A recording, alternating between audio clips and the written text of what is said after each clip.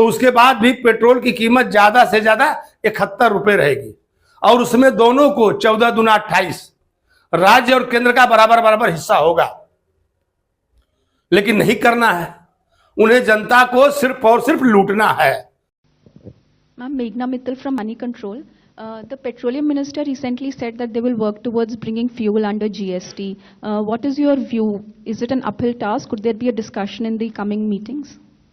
See, today we didn't discuss about it, but I'm still answering your question only to say that petrol and diesel, even when GST was implemented, I distinctly remember senior देखिए, जब वित्त मंत्री से पूछा गया तो इनका जवाब देखिए कैसे ये लोग गोलमाल जवाब दे करके पब्लिक को भ्रमित करते हैं। इन्होंने कहा कि अरुण जेटली ने कहा था कि जब काउंसिल में बैठक होगी जीएसटी काउंसिल की, तो उसमें जब बहुमत के आधार पर राज्य सभी कहेंगे तो इसको जीएसटी में लाया जाएगा। जबकि हकीकत यह है कि किसी को जीएसटी में इसको लाना नहीं है, सिर्फ गोल गोल घुमाना है। नमस्कार, मैं संजय पांडे और आप देख रहे हैं समाज की बात। आज मैं बात करूंगा पेट्रोलियम पदार्थों की। जी हाँ, पेट्रोल और डीजल की जो कीमतें हमारे देश में हैं, तो एक कहावत थी कि जिसको चस्का लगा हो वो उसे छोड़ता नहीं। और ये बात हमारे यहाँ जो सत्ता पक्ष है या विपक्ष है, क्योंकि सरकारें दोनों जगह दोनों लोगों की हैं। किसी प्रदेश में किसी की सरकार है तो किसी प्रदेश में किसी की सरकार है। और जो सोने का अंडा देने वाली मुर्गी है वो है ये पेट्रोल और डीजल, और इसको कोई छोड़ना चाहता नहीं, चाहे भले ये इलेक्शन में कुछ भी बोल ले या कहीं पर भी बोल ले। लेकिन अगर आपने देखा होगा या सुना होगा तो जो विपक्ष के नेता या सत्ता पक्ष के नेता, एक बार भी किसी की आवाज नहीं आई कि पेट्रोल और डीजल को जीएसटी के दायरे में लाना चाहिए। जानते हैं क्यों नहीं आई? क्योंकि ये चीजें जो पेट्रोल और डीजल, जो पेट्रोलियम पदार्थ हैं, ये सोने का अंडा देने वाली मुर्गी हैं सरकारों के लिए। और कहीं पर कांग्रेस की सरकार है तो कहीं पर बीजेपी की है राज्यों में, और राज्य इसे छोड़ना नहीं चाहते। और केंद्र का भी अच्छा खासा मुनाफा है, इसके लिए वो भी नहीं छोड़ना चाहते। और गाहे बेगाहे ये लोग ये जताते रहेंगे कि हम जो जनता है उसको हम सब्सिडी देते हैं। यही चीज जीएसटी में लाते नहीं। जैसे बिजली हुई, कहेंगे हम बिजली पर सब्सिडी देते हैं, हम पेट्रोलियम पदार्थों पर सरकार खर्चा उठाती है, भावों को जो रेट है उसको नियंत्रित करती। तो भाई आखिर आप करते क्यों हैं? जब आपने एक देश और एक कर की बात की तो इस पर आप क्यों नहीं लागू करते? क्यों नहीं लाते आप इसको जीएसटी के दायरे में? तो उसकी वजह मैं आपको बताना चाहता हूं। हमने बता दिया कि ये जो अच्छा खासा मुनाफा ये राज्य सरकारें कमाती हैं, इसके लिए इसे छोड़ना नहीं चाहती किसी भी कीमत पर। और आप देखेंगे कि बार बार भले लोग चर्चा करें लेकिन वास्तविक मुद्दे पर कोई साथ आता नहीं है। पब्लिक को सभी मिलकर के गुमराह करते हैं। जैसे आपको मैं पेट्रोल और डीजल की जो दर है उस पर अगर आप नजर डालिए तो आप पीछे 2013 में चले जाइए। प्रति बैरल 111 रुपए डॉलर था क्रूड ऑयल का भाव उस समय। तो उस समय पेट्रोल का भाव था करीब 71-71 रुपए करीब में। यह दिल्ली की बात थी।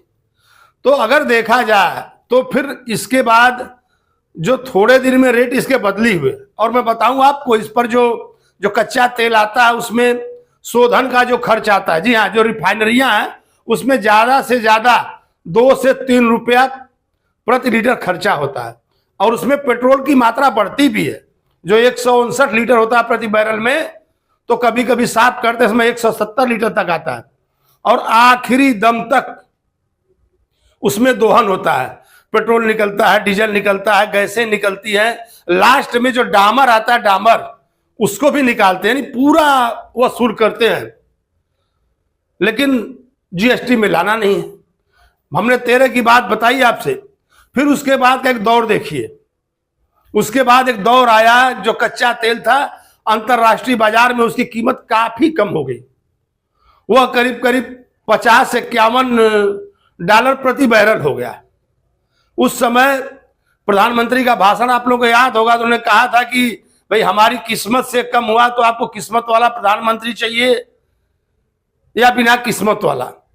तो उस समय जो कर था, जो टैक्स था, उस पर बढ़ा बढ़ा बढ़ा करके कीमतों को बहुत ज्यादा नहीं गिरने दिया गया।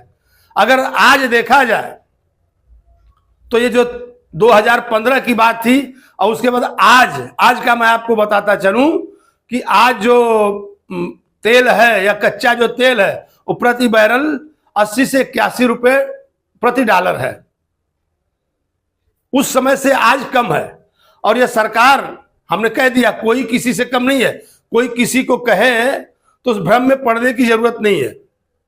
आज की जो हालात है उस पर जो एक्साइज ड्यूटी है, केंद्र सरकार एक्साइज ड्यूटी लेता है, और आपको बताता चलूं कि एक्साइज ड्यूटी लेने के बाद फिर उसमें से आधा हिस्सा राज्यों को वापस करता है, और राज्य उस पर अलग से अपना वैट लगाते हैं। हमने अपने एक पोस्ट में कहा था कि जब कर्नाटका में चुनाव हुए थे तो हुआ कि अब वहां की जो जनता है अब वो तैयार रहे, क्योंकि जो फ्री के वादे, जो लुभावने वादे आते हैं, तो उसको जो वित्त उसका जुटाया जाता है वो इसी से आता है। जहां पर भी सरकारें कोई योजना लागू करेंगी तो उसको कहीं ना कहीं धन निकालने के लिए पेट्रोल और डीजल का भाव बढ़ा देंगी। और ये आम बात हो चुकी है कि आप जो घोषणाएं हैं, फ्री की घोषणाएं करिए, बढ़ा दीजिए 2-2, 3-3 रुपया, 4-4 रुपया पेट्रोल और डीजल पर। तो हमने आपको बताया कि कैसे जो हमारे यहाँ जीएसटी है, जो जीएसटी का दायरा है, तो ज्यादा से ज्यादा यहां जो सबसे बड़ा स्लैब है 28% है। आज के तारीख में अगर 28% जीएसटी लगा दी जाए तो उसके बाद भी पेट्रोल की कीमत ज्यादा से ज्यादा 71 रुपए रहेगी, और उसमें दोनों को 14 दूना 28 राज्य और केंद्र का बराबर बराबर हिस्सा होगा। लेकिन नहीं करना है, उन्हें जनता को सिर्फ और सिर्फ लूटना है। और एक और बात चल रही थी, आज भी वित्त मंत्री कहा करती बार बार, कुछ बांड थे उस समय की यूपीए गवर्नमेंट ने भावों को स्थिर करने के लिए कुछ बांड के रूप में कर्ज लिया था, करीब करीब 1.5 लाख करोड़ के करीब में। आज भी उसका ब्याज भरा जा रहा है। तो ये जो सरकार है एनडीए गवर्नमेंट, उसका ब्याज भरने भी हाल ही में उन्होंने 20,000 करोड़ रुपए ब्याज के रूप में अदा किए। और देखा जाए तो जब रेट कम हुए थे तो 4.5 लाख करोड़ रुपए की उगाही इन्होंने पेट्रोलियम पदार्थों से की थी। तो कर्जे तो जब भी भरा जा सकता था, लेकिन नहीं, कमाना था और पेट्रोलियम पदार्थों से ही कमाना है, पेट्रोल और डीजल से ही कमाना है।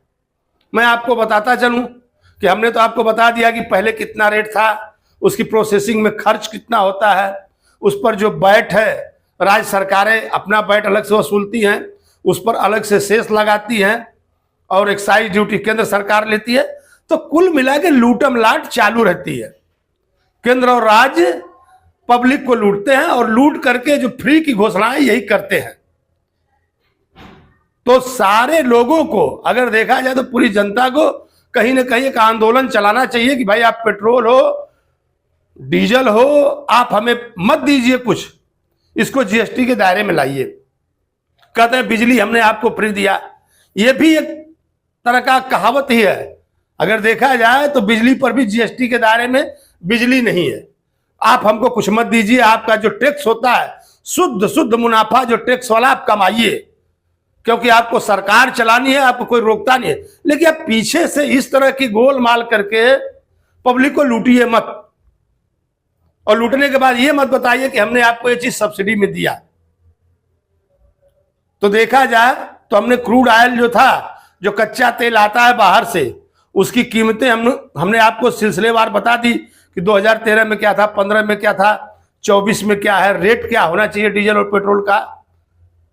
इस पर हमने करीब करीब आपको सारी बातें बताई, और यहां तक बताया कि आज जो पार्टियों का सिलसिला है, न तो विपक्ष बोलता है न सत्ता पक्ष बोलता है, क्योंकि सबको मलाई मारनी है, सबको पेट्रोल और डीजल से कमाना है, पब्लिक को सिर्फ लूटना है, पब्लिक को गुमराह करके रखना है।